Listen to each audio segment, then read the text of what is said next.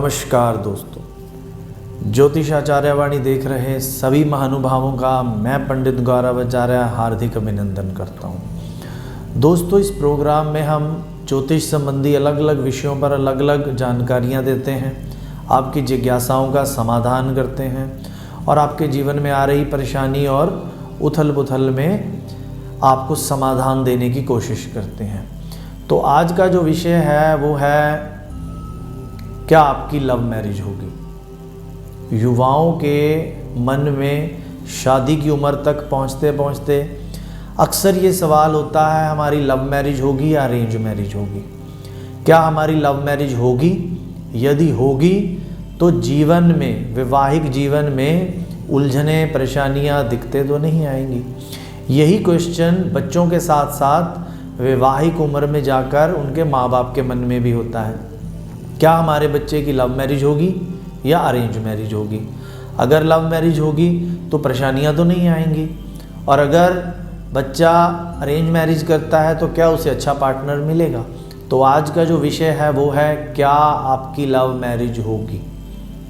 उनके लिए है जिनकी विवाह की उम्र है, बाकियों के लिए सिर्फ ये जानकारी का विषय है। क्या कुंडली में कौन कौन से योग होते हैं जिनसे हम ये पता लगा सकते हैं कि शादी की उम्र में आपकी लव मैरिज होगी या अरेंज मैरिज होगी। तो आजकल का जो समय चल रहा है उसमें लड़के लड़कियां अपने पार्टनर के लिए अपने हिसाब से मापदंड तय कर लेते हैं, और कई बार उनके ये मापदंड माँ बाप के द्वारा ढूंढे हुए रिश्ते में उनको नहीं मिलते हैं। मसलन सोसाइटी, हम जिस सोसाइटी से आते हैं, जिस माहौल से आते हैं, हमें पार्टनर सेम उसी सोसाइटी में या उसी लेवल का मिलेगा या नहीं। शिक्षा का स्तर बहुत इम्पॉर्टेंट क्वेश्चन है आज के टाइम पे। हमारी ये शिक्षा है तो हमारे पार्टनर की शिक्षा उस हिसाब से मिलेगी या नहीं।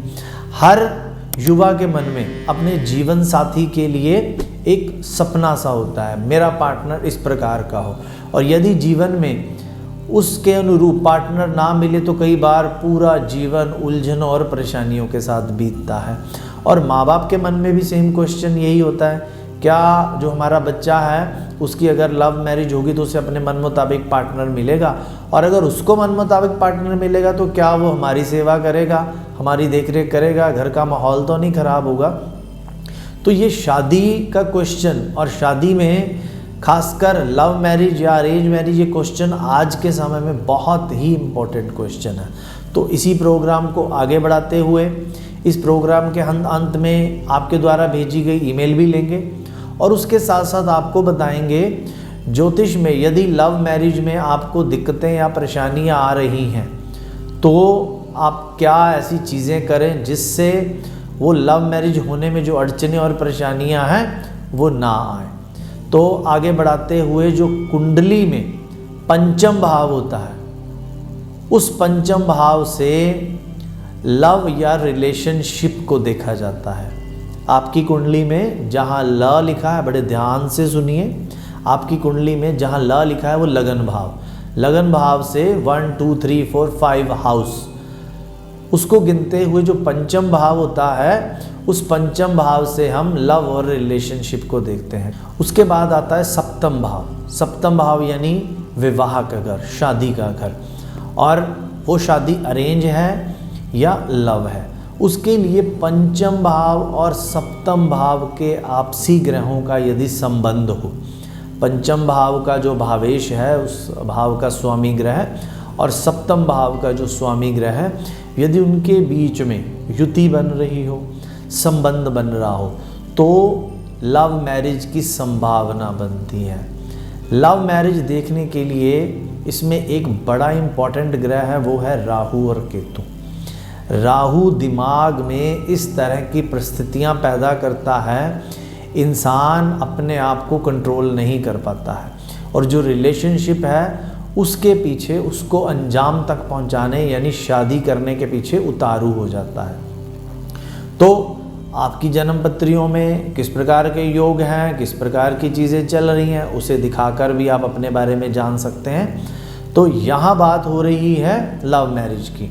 तो राहु यदि लगन में बैठकर सप्तम भाव पर दृष्टि डाल रहा है।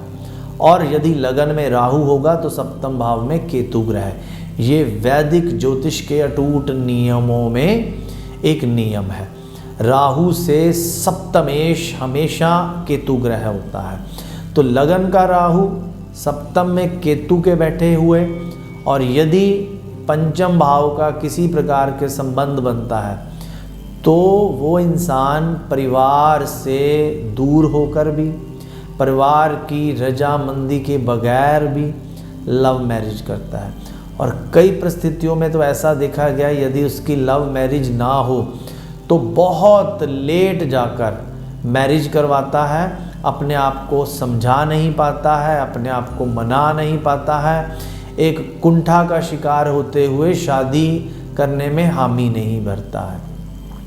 लव मैरिज के लिए जो भाव देखे जाते हैं उनमें इम्पॉर्टेंट भाव होता है पंचम भाव, सप्तम भाव, अष्टम भाव और द्वादश भाव। अष्टम भाव यानी संबंधों का भाव, लड़के के लिए उसका ससुराल और लड़की के लिए उसका ससुराल। ससुराल में हमारे सगे संबंधी जिन्होंने शादी के बाद जीवन के साथ बहुत सारे प्रतिक्रम करने होते हैं, हमें मिलना मिलाना उठना बैठना और हमारे जीवन में इम्पोर्टेंट रोल अदा करना होता है, वो जो सारे रिलेशनशिप्स हैं वो अष्टम भाव से देखे जाते हैं। क्योंकि शादी दो लोगों का निर्णय ना होकर एक दो परिवारों का निर्णय होता है। इसके अलावा द्वादश भाव यानी विवाहिक सुखों का भाव, तो लव मैरिज के लिए पंचम, सप्तम, अष्टम और द्वादश भाव। और ग्रहों की बात करें तो मंगल, शुक्र, राहु और केतु, ये जो चार ग्रह हैं और ये चार भाव हैं, ये किसी भी जन्म कुंडली की स्थिति को पहचानने के लिए कि आपकी लव मैरिज होगी या अरेंज मैरिज होगी, बहुत ही इम्पॉर्टेंट प्लैनेट्स हैं। तो इस कड़ी को आगे बढ़ाते हुए यदि पंचम और सप्तम भाव का स्वामी नीच अवस्था में शनि भाव के साथ आ जाए तो लव मैरिज की संभावना होने के बावजूद लव मैरिज भी नहीं होती है और मैरिज बहुत ही लेट या देर से होती है। तो देरी के कारणों में, लव मैरिज में देरी होने का कारण क्योंकि लव मैरिज के समय परिवारों की रजामंदी ना मिलना, मन में बेचैनी, उलझन और कन्फ्यूज़न पैदा होना, भी मैं ये शादी करूं कि ना करूं।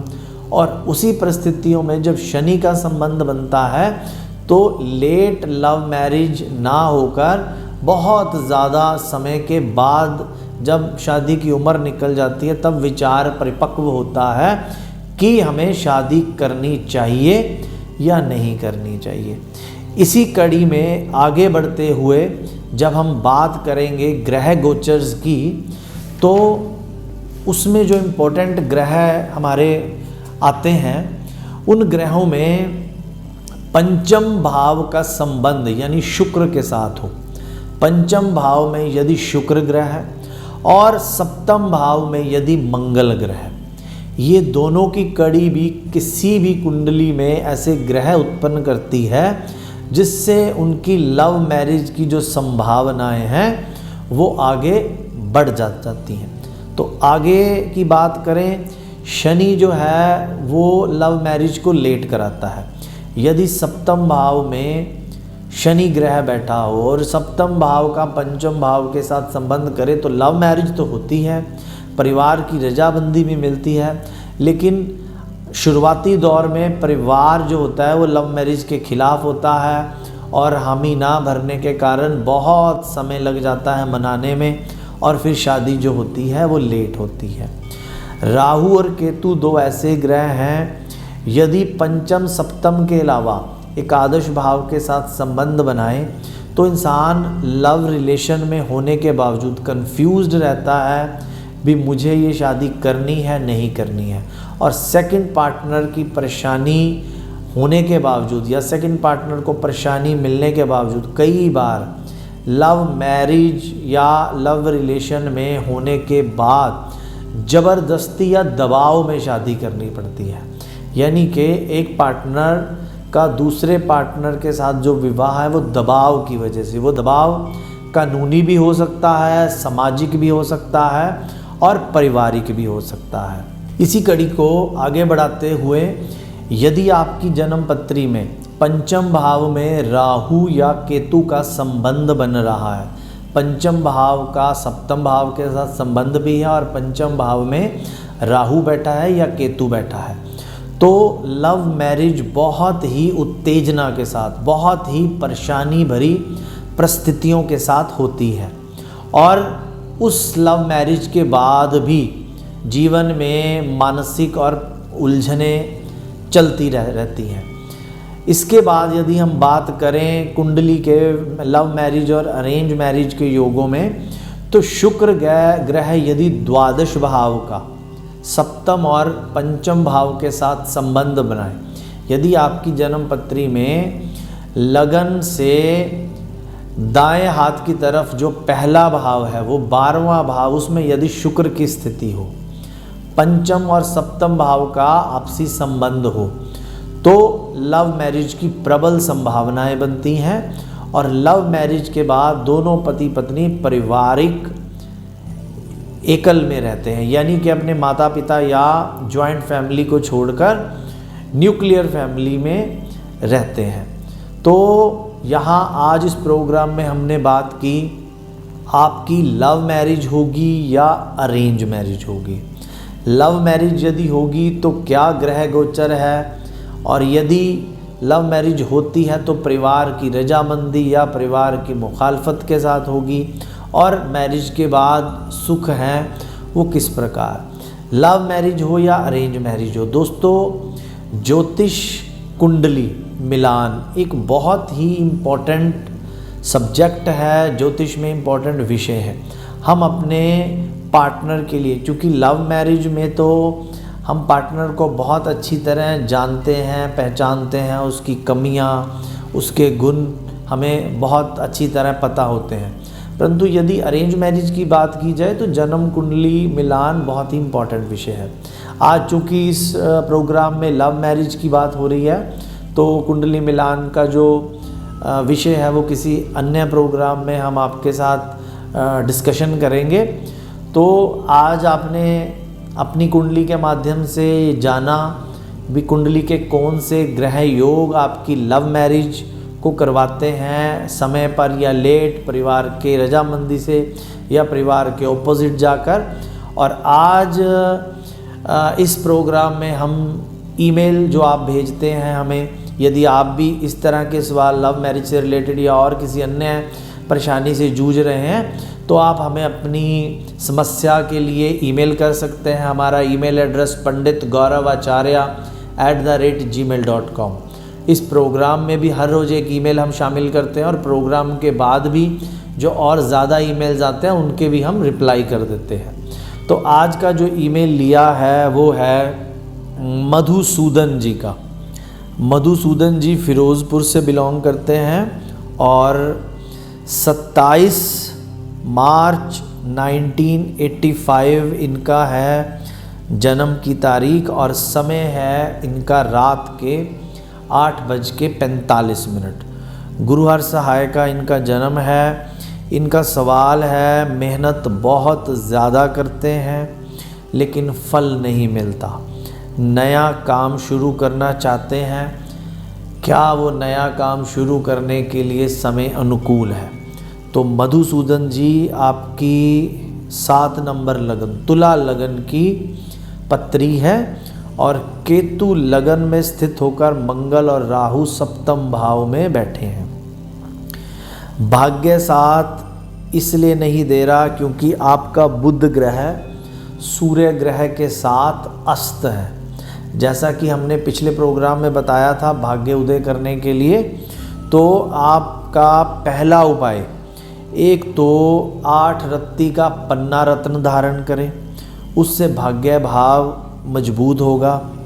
और इसके अलावा कामकाज में आ रही परेशानियों के लिए अमावस के दिन पानी वाले नारियल पर लंबाई जितना सूत का धागा, सूत का सफ़ेद धागा लंबाई जितना हल्दी से पीला करने के बाद नारियल पर लपेटें। लपेटना है, गांठ नहीं मारनी है। लपेट कर इसको अमावस वाले दिन चलते पानी में प्रवाह कीजिए। 3 अमावस लगातार इस उपाय को करें। इससे कारोबार में भाग्य से रिलेटेड जो अड़चने और परेशानियां आ रही हैं उसमें आपको समाधान मिलेगा। किसी प्रकार की दिक्कतें और जो परेशानियां जीवन में हैं वो कम होंगी।